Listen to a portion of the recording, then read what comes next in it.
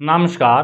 तो मैं अज ले आया अपनी एक नवी गज़ल। उम्मीद है तुसें की पसंद आओ। लियो सुनो मेरी नवी गज़ल। आऊं इरखै च बड़ा पलसोई गया, जियां अनमोल रतन कोई थोई गया। आऊं इरखै च बड़ा पलसोई गया, जियां अनमोल रतन कोई थोई गया।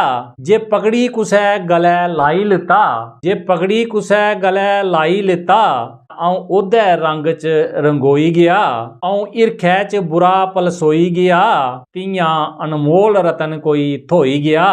आऊं इरखै च बुरा पलसोई गया, तियां अनमोल रतन कोई थोई गया। जे पगड़ी कुसै गलै लाई लिता, जे पगड़ी कुसै गलै लाई लिता, तां आऊं ओह्दे रंग च रंगोई गया। आऊं इरखै च बुरा पलसोई गया, जियां अनमोल रतन कोई थोई गया, जियां अनमोल रतन कोई थोई गया।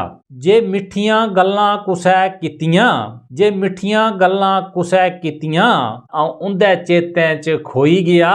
आऊं हिरख च बुरा पलसोई गया, तियां अनमोल रतन कोई थोई गया, तियां अनमोल रतन कोई थोई गया।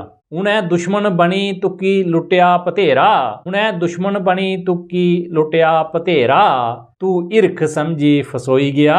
आऊं हिरखै च बुरा पलसोई गया, तियां अनमोल रतन कोई थोई गया, तियां अनमोल रतन कोई थोई गया।